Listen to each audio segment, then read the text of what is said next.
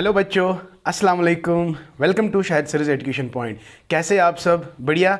हम भी अल्हम्दुलिल्लाह बहुत अच्छे हैं। तो चलते बेटा स्टार्ट करते हैं आज का टॉपिक। बेसिकली मैंने 2 दिन क्लास इसलिए नहीं दी थी कि I was very much busy. आपको पता ही है कि आज काम होता है इधर उधर। तो चलते हैं। एनीवेज अभी आपके पास आई थिंक 10 दिन हैं, तो I am going to complete your syllabus. No tension at all, no tension. We are just very close, we are just very close. तो आज की जो क्लास है, तो ये वाली क्लास है। अभी आज मैं मतलब 1-2 लेक्चर्स अपलोड करने वाला हूँ इंशाल्लाह। मतलब इरादा तो है 1-2 लेक्चर्स अपलोड करने का, लेकिन अगर टाइम मिल रहा है तो करेंगे, अगर नहीं मिला तो आपको पता ही है। लेकिन आपको बिल्कुल टेंशन लेने की ज़रूरत नहीं है। We are just going to cover your syllabus within 5 or 6 days। तो बी जस्ट रिलैक्स्ड, ओके। तो आज की जो क्लास है, ये वाली जो क्लास है, आपको तो टाइटल से ही पता चला होगा कि it is Erikson's theory of psychological development. तो my dear, it is for psychology class, right, and that very life span development. तो लाइफ स्पैन डेवलपमेंट में अभी तक हमने बहुत सारे टॉपिक्स पढ़े हैं। हालांकि बहुत सारे बच्चे कहते हैं कि सर आपको यूनिट वाइज पढ़ाना था। Yes my dear, it was my mistake. तो मुझे भी अभी ना मतलब बहुत प्रॉब्लम होती है मतलब पढ़ाने में, ठीक है।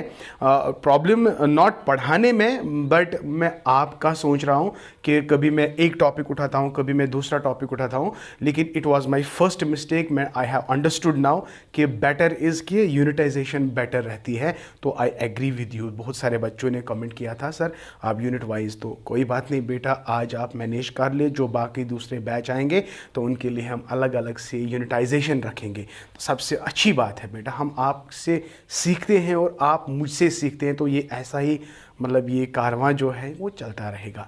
Because we are all are learners. I am not a teacher, you are not the only just student, we all are learners my dear. मैं अभी भी पढ़ रहा हूँ, सीख रहा हूँ, ठीक है। तो पढ़ने सीखने की कोई उम्र नहीं होती है, ठीक है। तो चलते हैं बेटा, without any delay we are just going to start our topic today. What is the topic? I have already told you that we are just discussing about the perspectives or you can say theories. तो आपके syllabus में अगर overall 4 के 4 chapters में आप देखोगे, आपके पास बहुत सारी थ्योरीज हैं। कल मैंने एक थ्योरी आपको पढ़ाई थी, इससे पहले मतलब बिफोर 2 days मैंने एक थ्योरी आपको पढ़ाई थी, जीन पयाजीज थ्योरी। तो जीन पयाजी थ्योरी वो 4 स्टेजेस आप अच्छे से याद रखेंगे। मैंने पॉइंट्स पे मैंने स्लाइड आपके साथ वो लास्ट में शेयर किए थे। हालांकि बहुत सारे 1-2 बच्चों ने कमेंट किया सर आपने इस स्टेज को एक्सप्लेन नहीं किया। देखो बेटा, इस वीडियो को पूरा देखो, मैंने स्लाइड्स में उनकी एक्सप्लेनेशन दे दी है, ठीक है। तो वही पॉइंट्स आपको भी नोट्स में मिलेंगे। हाँ, जो ये वाला क्वेश्चन है, ये वाला क्वेश्चन जो है आपको मेरे नोट्स पे नहीं मिलेंगे। तो इसलिए जो मैं यहाँ पे आपके साथ शेयर करूँगा, आपको ऐसे ही बेटा एग्जाम में लिखना है और आप इस वाले क्वेश्चन को खुद ही नोट बनाओगे, ठीक है। तो इसके बाद जब ये हमारा जो स्लाइड है कंप्लीट हो जाएगा, तो मैं आपको दूसरे पेज पे ले जाऊंगा। यानी डायरेक्टली अब हम आपको बोर्ड नहीं दिखाएंगे, तो डायरेक्टली हम आपको स्लाइड सी दिखाएंगे। तो स्लाइड से क्या होता है, आप वीडियो को पॉज कर सकते हो, एक एक स्लाइड आप आराम से कॉपी पे लिख सकते हो। That is the benefit. मैं साथ में एक्सप्लेन भी करूंगा। जब आप एक्सप्लेनेशन सुनोगे तब जाके आप इन नोट्स को उतार सकते हो। तो ये खाली इस वाले क्वेश्चन को लेकर। अगर आप फर्दर नोट्स चाहते हो तो मैंने ऑलरेडी आपको कहा है, मेरी ऐप है, go through my app, download life span development. सारे क्वेश्चंस आपको वहां मिलेंगे, but except what Erikson's theory, जो कि हम आज आपके साथ शेयर करने वाले हैं। तो चले बेटा, आर यू रेडी नाउ? चलिए, अच्छी बात है, लेट अस स्टार्ट। ओके, तो ये बात Ericsson theory on psychological development. Psychological development बोलो या साइको सोशल डेवलपमेंट। देखो भाई, जब भी वहां कॉन्सेप्ट आएगा ना, आपको लिखना होगा वहां पे cognitive development of a child के रिलेटेड कोई क्वेश्चन आएगा, आप लिखो कॉग्निटिव डेवलपमेंट। तो याद रखना है बेटा, कॉग्निटिव डेवलपमेंट आप लिखोगे किस थ्योरी के हिसाब से? जीन पयाजी। तो अगर वहां पे कॉग्निटिव डेवलपमेंट आ गया, आपको जीन पयाजी थ्योरी लिखनी है। अगर वहां पे साइको सोशल डेवलपमेंट आ गया, आपको कौन सी थ्योरी लिखनी है? इरिक इरिकसनस थ्योरी लिखनी है। समझ आया बच्चा? देखो गौर से सुनना मेरी बात को। बहुत सारे क्वेश्चंस आपको अलग से सोशल डेवलपमेंट के ऊपर, थोड़ा बहुत सोशल डेवलपमेंट आपको पता होना चाहिए कि सोशल डेवलपमेंट का मतलब क्या है। जब एक बच्चा बड़ा होता है वो अपने एनवायरनमेंट के साथ इंटरेक्शन करता है तो धीरे धीरे वो लैंग्वेज सीखता है, चीज़ों के बारे में जानना सीखता है, तो इसको हम कहते हैं सोशल डेवलपमेंट। लेकिन ये social development basically, social development खाली हम इंटरेक्शंस नहीं पढ़ते, हम दिमाग का काम लड़ाते हैं, माइंड का काम, एंड पर्सनैलिटी ओवरऑल डेवलपमेंट हो जाती है। इसलिए बेटा इरिकसन ने इस थ्योरी को क्या कहा? साइको सोशल डेवलपमेंट, यानी साइकोलॉजिकल डेवलपमेंट के साथ साथ आपकी सोशल डेवलपमेंट भी होती है। तो अगर वहां पे ये क्वेश्चन आता है उस सोशल डेवलपमेंट को लेकर आपने इस थ्योरी को देखना है। आई होप बेटा आपको ये समझ आ गया। तो चलते स्टार्ट करते हैं। पहला तो ये पहला पॉइंट है, इरिक इरिकसन जो है known as father of psycho social development. अगर वहां पे कॉग्निटिव डेवलपमेंट की बात आ गई है तो आपको जीन पयाजी याद रखना है, लेकिन अगर यहां पे बात चल रही है साइको सोशल डेवलपमेंट की तो बेटा जी आपको याद रखना है इट इज इरिक इरिकसनस थ्योरी। तो पहला पॉइंट ओके क्लियर, ऐसा ही लिखेंगे आप। तो basic number second, his theory is known as post Freudian theory, यानी सिगमंड फ्राइड के बाद इसने थ्योरी दी है। सिगमंड फ्राइड आपको पता है, सिगमंड फ्राइड ने 5 स्टेजेस बताए हैं। वो आपके सिलेबस में नहीं है लेकिन चलो हम आपको यहां पे बता ही देते हैं। सिगमंड फ्राइड्स की थ्योरी जो है इसको हम कहते हैं साइकोसेक्सुअल थ्योरी। साइकोसेक्सुअल थ्योरी, ठीक है। तो यहां पे वो सेक्स का रोल ज्यादा इंपॉर्टेंस इसकी दे देता है कि everything is revolving around the sex. तो सेक्स यहाँ का मतलब ये it does not mean it's a negative aspect, no. Sex का मतलब है कोई भी वैसा काम करना जिससे हमें प्लेजर मिलता है। फॉर एग्जाम्पल बच्चे की अगर हम बात करेंगे, व्हेन ही और she start sucking milk from the mother तो he enjoys, that means he is having a sexual energy located at what region? Mouth region. तो ये सब मुझे एक्सप्लेन नहीं करना यहाँ पे। तो साइकोसेक्सुअल डेवलपमेंटल थ्योरी जो है वो सिगमंड फ्राइड ने दी है, लेकिन जब हम साइको सोशल डेवलपमेंट की बात करते हैं तो वो दी है इरिक इरिकसन ने। तो इरिक इरिकसन ने कब दी है? After psychosexual theory, that is why it is called post Freudian theory. अब ये जो साइकोसेक्सुअल थ्योरी है इसमें बेटा जी आपको 5 चीजें याद रखनी है। 1 इज, देखिए बेटा, OAPLG। तो ये 5 स्टेज है। पहला स्टेज है ऑरल स्टेज। खाली नाम याद रखेंगे, आपके सिलेबस में नहीं है, बट अगर आएगा 2 या 3 मार्क का क्वेश्चन आएगा, कम से कम इतना तो लिख सकते हैं। Oral stage is 1, anal stage is 2nd, phallic stage is 3rd, latency stage is 4th and genital stage is 5th। तो यहाँ पे मुझे सारी चीज़ों को एक्सप्लेन नहीं करना है। तो actually there is a shift of sexual energy from oral to genital, oral to genital. So the infant or the child get sexually developed. We can explain this with the help of psychosexual developmental theory, and that was given by Sigmund Freud. So after his theory, another theory came that's called Erik Erikson's theory. So that is why मैंने यहाँ पे क्या लिखा? His theory is known as post-Freudian theory. उसके बाद okay number next देखेंगे, his theory is called psychosocial developmental theory. Psycho का यहां पे मतलब क्या है? साइको का मतलब है relates to the mind, relates to the brain and relates to the personality. जब एक इंसान के अंदर ब्रेन भी है, माइंड भी है और पर्सनैलिटी भी है, जब वो कॉन्टेक्स्ट में आ जाता है, एनवायरमेंट में आ जाता है, तो there is an interaction between the man and the environment and social development starts. समझ आया? सोशल डेवलपमेंट के साथ साथ psychological development also takes place. When a child is born, he is born with cry, okay.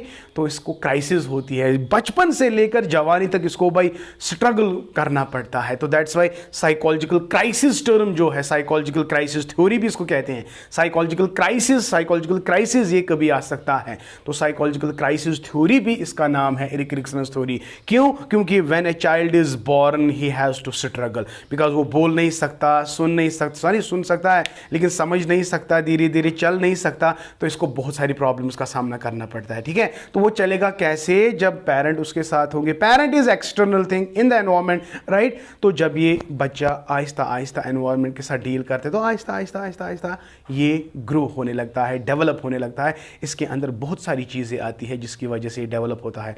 Okay तो लेकिन development होने के लिए आपको टाइम का खास ख्याल रखना पड़ता है, केयर का खास ख्याल रखना पड़ता है, लव का खास ख्याल रखना पड़ता है।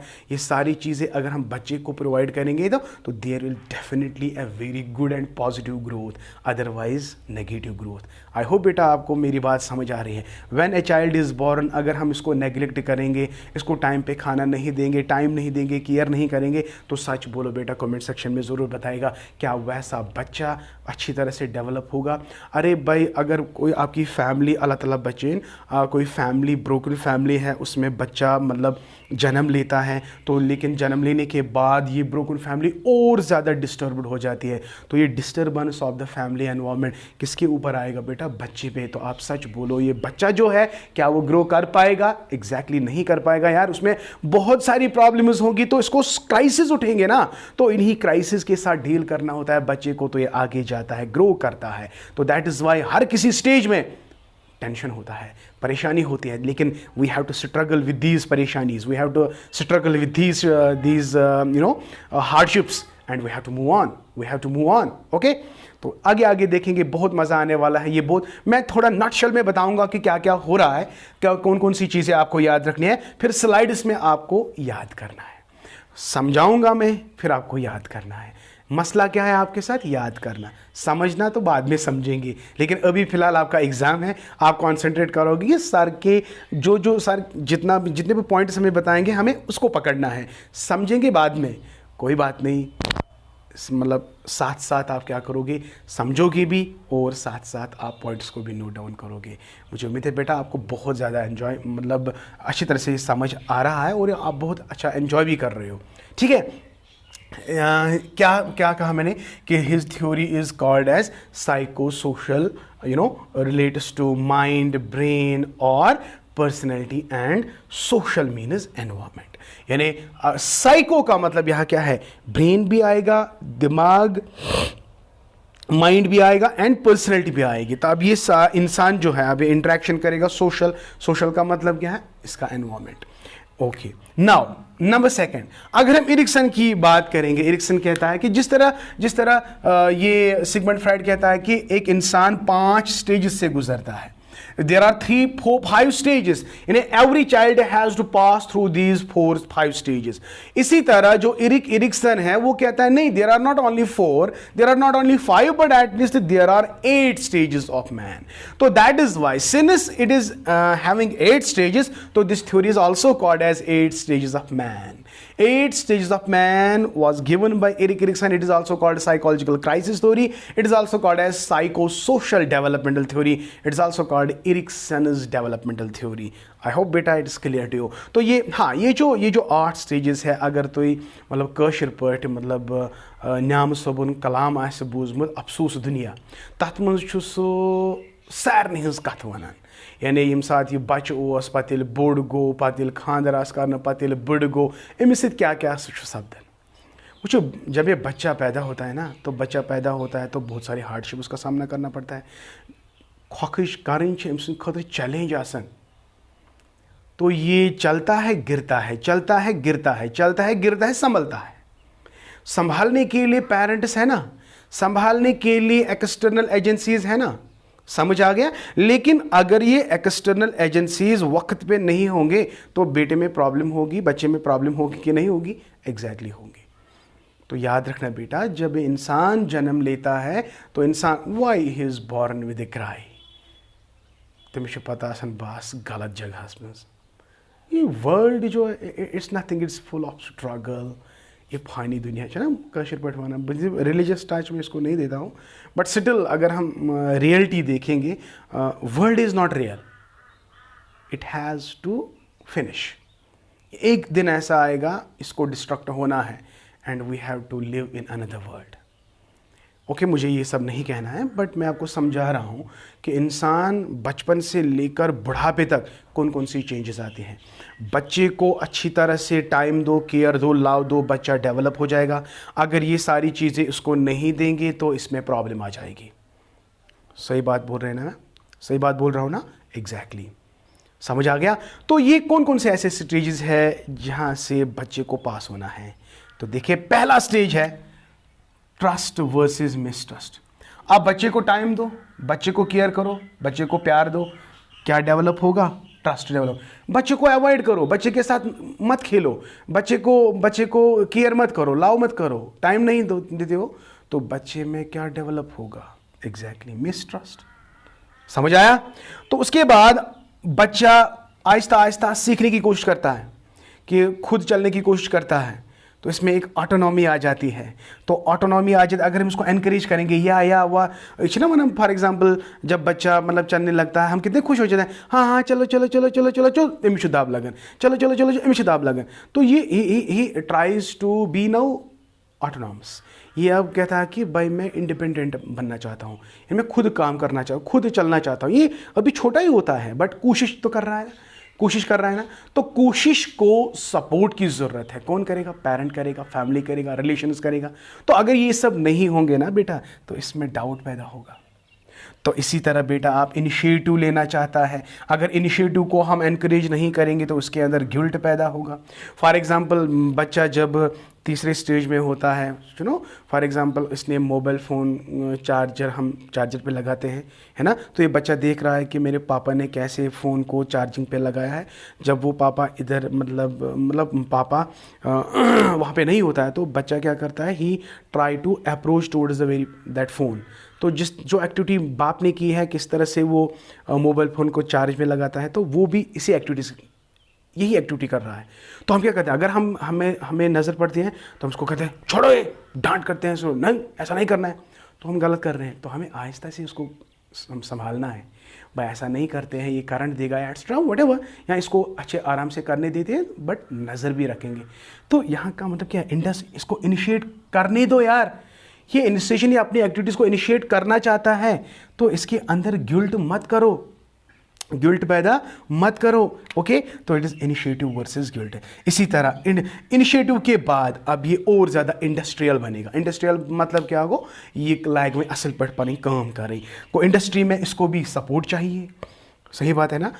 यहाँ पे टीचर का रोल, सोसाइटी का रोल, फ्रेंड्स का रोल एटसेट्रा, तो ये सारी चीज़ें अगर इसको मतलब सपोर्ट करेंगे तो इसके अंदर इंडस्ट्री होगा। अगर इसको डिस्करेज करने लगेंगे कि भाई आप निकम्मे हो, ये नहीं करोगे, वो नहीं करोगे, आप कुछ नहीं करोगे, तो इसका मतलब है इसके अंदर यार क्या इन्फीरियरिटी आएगा। तो ऐसी चीज़ें नहीं करनी है, हमें ये वाला पोर्शन डेवलप करना है। अगर ये वाला पोर्शन डेवलप नहीं हुआ तो ये वाला पोर्शन डेवलप हो जाएगा। आप बताओ, हम अपने बच्चे में ट्रस्ट डेवलप करेंगे कि मिसट्रस्ट? जाहिर सी बात है, कौन यार बंदा ऐसा होगा जो कहेगा कि मेरे बच्चे में मिसट्रस्ट डेवलप हो जाए, मेरे बच्चे में डाउट्स हो जाए, मेरे बच्चे में गिल्ट, इन्फीरियरिटी हो जाए? नो। तो हमारा जो फोकस है वो ये वाली लाइन है। तो अगर ये वाली लाइन आप अचीव नहीं करोगे ना, तो ऑटोमेटिकली ये वाले लाइन्स डेवलप हो जाएंगे बच्चे में, जो कि बिल्कुल खराबी है। तो बच्चा जो है वो पूरी तरह से डेवलप नहीं होगा। ओके, तो फिफ्थ पे चलते हैं बेटा, बहुत ही खतरनाक है। एडोलसेंट की अगर बात करेंगे, इसमें आइडेंटिटी रोल कंफ्यूजन होते हैं।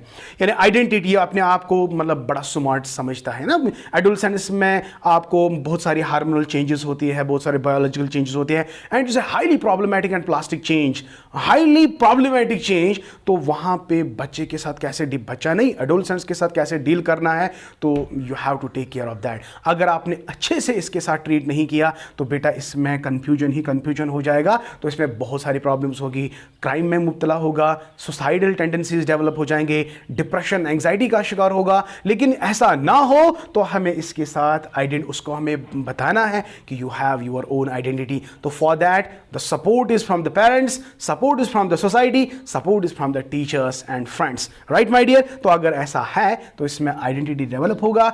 अदरवाइज इसके अंदर रोल कंफ्यूजन होगा कि हु एम आई, मुझे क्या करना है, एंग्जाइटी, परेशानी etcetera. So that's it. Okay, number 6, adolescence के बाद जो है there is a marriage life. तो मैरिज लाइफ में आप इंटीमेट रहना चाहते हो, okay, with the parents love, with your partner, etc. तो you are very much serious about the क्या कहते हैं, you are very much serious about your career. तो आपको इंटीमेसी, तो अगर ये इंटीमेसी आपको मिली, you want to be bonded with the people, with your children, with your love, etc. तो अगर ऐसा होगा, अगर ये सारी चीज़ें आप में ये डेवलप हुआ, तो आपके अंदर ऑटोमेटिकली इंटीमेसी आएगी. तो अगर आप में ये डेवलप हुआ, तो भाई आप आइसोलेटेड हो, आप अकेले तन्हा परेशान. लेकिन अगर आप अकेले तन्हा परेशान नहीं हो, तो आपके अंदर इंटीमेसी आएगा. Intimacy means you want to live with your parents, you want to live with your partner, you want to live with your children. तो आप में इंटीमेसी कॉन्सेप्ट आएगा. अगर आप में ये सारी प्रॉब्लम्स जन्म से ही पैदा हुई ना, जन्म से मतलब आपको पहले से ही ये सारी प्रॉब्लम्स रही, तो आपके अंदर ये वाली प्रॉब्लम भी रह सकती है, आइसोलेशन. चले बेटा, generativity versus stagnation. Generativity versus stagnation, ये भी मिडिल एडल्टहुड की अगर हम बात करेंगे, ये एडल्टहुड की बात है, ये तो मिडिल एडल्टहुड की बात करेंगे. यहाँ पे आप जनरेट करना चाहते हो. यहाँ तक इंटीमेसी वर्सेस आइसोलेशन, आप बॉन्ड बनाना चाहते हो, फैमिली रिलेशन बिल्ड करना चाहते हो. उसके बाद आप कहते हो कि मैं अपनी फैमिली के लिए और अपनी सोसाइटी के लिए कुछ प्रोडक्टिव मेंबर बनना चाहता हूँ. फॉर एग्जाम्पल, आप उनके लिए मकान बनाओगे, सारी फैसिलिटीज़ अवेलेबल रखोगे. तो खाली ये नहीं कि आप खाली अपने बारे में सोचोगे, आपको अपने नेबर्स के बारे में भी सोचना है, अपनी सोसाइटी के बारे में सोचना है. For example, I am a teacher, तो मुझे टीचिंग में मैं पढ़ाऊँगा, ठीक है, तो मुझे पैसा भी मिलेगा, तो मैं प्रोड्यूस करूँगा, लेकिन मुझे पढ़ाना भी है बहुत अच्छे तरीके से. ऐसा नहीं कि मेरा फोकस खाली किन पे होगा, अपने बच्चों पे, अपनी फैमिली पे नहीं. मुझे बाकी मतलब जिनको, फॉर एग्जांपल, मेरे कितने स्टूडेंट्स हैं जिनको एक्सपेक्टेशंस है, तो मुझे उनके एक्सपेक्टेशंस को भी अपने दिमाग में रखना है. तो अगर मैंने ऐसा किया, मैंने अपने आप को भी कंसिडर किया, लोगों को भी कंसिडर किया, तो इसका मतलब है मेरे अंदर ना क्या आएगा, जनरेटिविटी. ये जनरेटिविटी कब आएगी, जब आपके अंदर इंटीमेसी का कॉन्सेप्ट है. You don't want to be intimated with your only your partner, no, you want to live with your friends, you want to live with your society. तो इसका मतलब है इंटीमेसी है. तो जनरेटिविटी, यस. अगर ऐसा नहीं हुआ, तो you will B stagnant. Stagnant means अकेला, मतलब stagnant means you will not produce, you will not be the productive member of the society. बेकार. ना आपको अपने पेरेंट की प्रॉब्लम, परेशानी का मसला है, you don't take care your parents, you don't take your family, तो you will become self centered. तो आप खाली अपने आप के बारे में सोचोगे, आप अकेला बैठना पसंद करोगे, लोगों के साथ मिलना पसंद नहीं करोगे, यानी सो मेनी प्रॉब्लम्स. अल्लाह ताला बचाए. तो that is isolation, generativity, stagnation. और लास्ट में आप सोचते हो कि मैंने बचपन से लेकर जवानी तक क्या किया, आप इसको इंटीग्रेट करोगे. अगर आपने trust, autonomy, initiative, industry, identity, intimacy achieve की होगी, जनरेटिव की, तो you will be integrated. Otherwise you will be despair. आप कहोगे मैंने बचपन में ये नहीं किया ना, परेशानी, और लास्ट में आप डिस्पायर हो जाओगे. तो when the death is near you will not be happy. So ये इंटीग्रेटेड पर्सनैलिटी जो होगी, तो he will face the death very nicely. या बिकॉज ये अपनी लाइफ में मतलब सेटिस्फाइड है कि अल्हम्दुलिल्लाह मैंने सब कुछ ठीक किया, सबको राज़ी रखा, वो किया, ये किया, अल्लाह को भी राज़ी रखा, अपने घर वालों को भी राज़ी रखा, अपनी सोसाइटी को भी राज़ी रखा, इसलिए मुझे मरने का कोई गम नहीं. लेकिन ये भी ठीक नहीं किया, वो भी ठीक नहीं किया, वो भी नहीं किया, गलत, तो ये अंदर ही अंदर टूट गया होता है और उसको मरने का खतरनाक डर होगा. तो दैट इज इट्स कॉल्ड डिस्पायर. अल्लाह ताला बचाइन, अल्लाह ताला थैनस कि यमन सत मतलब अस मज गस trust, autonomy, initiative, industry, identity, intimacy, generativity, integrity, यम चीज़ गसन अस मज and these things are negative. Despite stagnation, these are negative, my dear. I hope बेटा आपको अच्छे से समझ आ गया. तो बेटा ये थी इरिक्सन्स थ्योरी ऑन साइको डेवलपमेंट या साइको सोशल डेवलपमेंट थ्योरी, जिसमें हमने 8 स्टेजेस पढ़े. तो बेटा अब हम क्या करते हैं, अब हम खाली स्क्रीनशॉट आपके साथ शेयर करेंगे, लेकिन उनको आपने फिर पॉज करना है. ठीक है बेटा, पॉज करने के बाद आप इनको आराम से लिख सकते हो, थोड़ा थोड़ा. मैंने ऑलरेडी इनको एक्सप्लेन किया है. अब मैं स्लाइड्स आपके साथ शेयर करूंगा. अब ये सारे स्लाइड्स तो हमें बहुत ज़्यादा टाइम लगेगा लिखने में, तो कितना हम लिखेंगे, इसलिए मैंने दिमाग लड़ाया. मैंने सोचा कि स्क्रीनशॉट हम वीडियो के साथ ऐड करेंगे, अटैच करेंगे, तो आपको इसमें कोई दिक्कत नहीं होगी. तो चलते बेटा स्लाइड की ओर. और हाँ बेटा, अभी तक अगर आप लोगों ने मेरी चैनल को सब्सक्राइब नहीं किया तो मेरी चैनल को सब्सक्राइब करो and hit the bell icon so that you can get my latest updates. और प्लस अगर अभी तक आप लोगों ने नोट्स नहीं लिए हैं, अगर आप चाहते हो कि हम नोट्स ले, तो आप मुझे डायरेक्टली कॉन्टैक्ट कर सकते हो, या मेरी ऐप है Shahid Saras education point, play store में वो डाउनलोड कर सकते हो और वहाँ जाके आप मेरे नोट्स को परचेज़ कर सकते हो. Thank you, may Allah bless you. तो चलते हैं स्लाइड की ओर. अब आप आराम से देख सकते हो जो इरिक्सन्स थ्योरी अभी जो हमने 8 स्टेजेस आपको बताए थे, तो ये स्टेजेस आप देख सकते हैं. देखो टैबलेट मैंने किया है, तो टैबलेटेड में मैं आप टेबल नंबर 9.2 आप देख सकते हो, साइको सेक्सुअल डेवलपमेंट. इसका जो एज बार है, एज आपको याद रखना है किस स्टेज का क्या क्या एज है. ट्रस्ट वर्सेस मिसट्रस्ट आप देख सकते हैं, ये 0 to 1.5. ऑटोनॉमी, शेम, इसी तरह आप ये सारे 8 के 8 स्टेजेस देख सकते हैं. ठीक है, तो आराम से देख लीजिएगा. तो पास करेंगे और साथ साथ में लिखेंगे. सब कुछ नहीं लिखना है, 2-3 पॉइंट्स हर किसी स्टेज का लिखने हैं, लेकिन इसमें बहुत नोट्स, मतलब लंबा टॉपिक है, ये बहुत लिखा है, लेकिन आपको 2-3 पॉइंट्स खुद नोट्स बनाने हैं खाली, क्योंकि मैंने इससे पहले भी आपको कहा है कि ये वाला क्वेश्चन आपको खुद ही करना है. ठीक है, तो फिलहाल आप ये वाला पोर्शन उठाएं. एज मैंने वहाँ पे नहीं बताए, तो ये वाला पीरियड जो स्पेसिफिक एज पीरियड है, ये आप इसको मतलब नोट डाउन करेंगे. ओके, तो this is the first stage. Just a second my dear. हाँ जी बेटा, अब देखिए, अब अगर हम स्टेजेस की बात करेंगे, तो स्टेजेस में बेटा देखिए आराम से देखिए बेटा.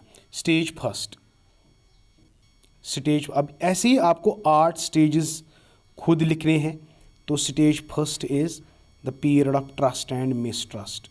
ओके, इसको पास करो और धीरे धीरे लिखने की कोशिश करो. ठीक है, 2-2 पॉइंट्स, 3-3 पॉइंट्स, बस दैट्स इट. उसके बाद आप देख सकते हैं स्टेज 2. स्टेज 2 क्या है, period of autonomy versus shame on doubt, जो भी आप लिख सकते हो. तो 1.5 to 3 years. इसमें भी 1-1, 2-2 पॉइंट्स आप खुद लिखोगे, जो आपको याद रहेंगे खुद लिखो. हालांकि मैंने ऑलरेडी एक्सप्लेन किया है, बट आप 2-3 पॉइंट्स खुद लिखने की कोशिश करेंगे. वीडियो को पॉज करो और लिखो. हो गया स्टेज सेकंड. चलते हैं बेटा स्टेज सेकंड के बाद अब हमारा थर्ड स्टेज है. Just a second my dear. Yes, okay. देखिए थर्ड स्टेज क्या है. स्टेज थर्ड मैंने आंसर करके रखा है, the period of initiative versus guilt. 2-2, 3-3 points. Video को पॉज करो और लिखो, आराम से लिखो. Stage third. इसके बाद stage 4, period of industry versus inferiority. Stage 4, 6 to 12 years. Video को पॉज करो और लिखो. So nice of you. चलिए 4 स्टेजेस आ गई. तो 4 स्टेज के बाद 5th स्टेज जो है, देखिए 5th स्टेज यहाँ पे. 4 स्टेज में ये थोड़ा लंबा है. 4 स्टेज में वही वो 2-3 पॉइंट्स आप लिखोगे. इतना आपको नहीं लिखना है, ये सारा ये जो है नहीं लिखना है. तो यहाँ पे डायरेक्टली आप आ जाओ स्टेज 5-6 पे हैं. Just a second my dear, just a second.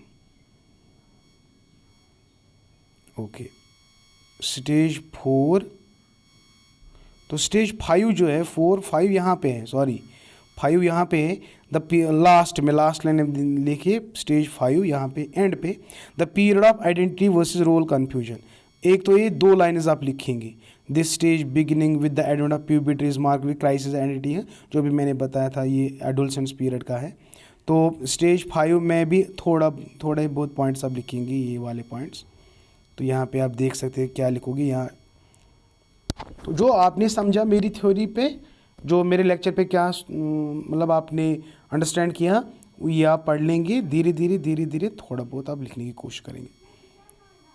Okay, तो इसके बाद स्टेज 6 पे आते हैं, the period of intimacy versus isolation. तो यहाँ तक ये 2-3 लाइन्स काफ़ी है, खाली इतना लिखेंगे आप, ठीक है। तो हो गया स्टेज 5 भी 6 भी। तो 6 के बाद हमारा जो है स्टेज 7 है। स्टेज 7 जो है, स्टेज 7 वो है द पीरियड ऑफ, यहाँ पे लिखा है क्रिएटिविटी, एक्चुअली ये mistake, it is generativity versus stagnation, right. तो स्टेज 7 जो है the period of generativity versus stagnation है, मिडिल अडल्टहुड। पीरियड को याद रखेंगे, एज याद रखेंगे, और थोड़ा बहुत पॉइंट्स वीडियो को पास करने के बाद आप आराम से लिख सकते हो।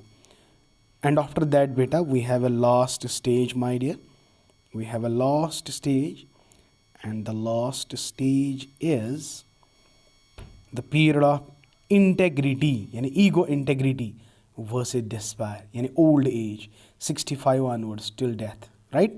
तो you go through these pages और आपको आराम से समझ आएगा। 2-3 पॉइंट्स लिखेंगे, ज़्यादा लिखने की ज़रूरत नहीं है। अगर ये लॉन्ग आंसर आ गया ना बेटा, लॉन्ग आंसर क्वेश्चन अगर ये आ गया, आपको सब में से 2-2 3-3 पॉइंट्स आपको मतलब पॉइंट आउट करने हैं।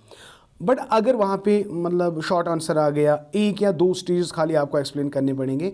पहले जो मैंने मतलब इंट्रोडक्शन दिया कि Erikson theory known as father of psychology, जो बोर्ड पे मैंने अभी आपको बताया था, पहले वो सब लिखेंगे, उसके बाद आप उन 2-3 पॉइंट्स को मतलब एक्सप्लेन करने की कोशिश करेंगे, ठीक है। आई होप बेटा आपको अच्छे से समझ आ गया।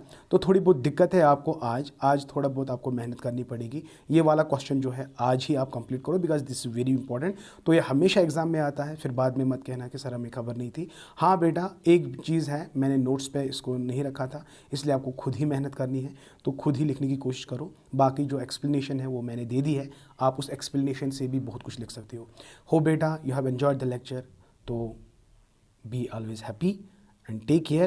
Khuda Hafiz. May Allah bless you and keep always learning. Thank you.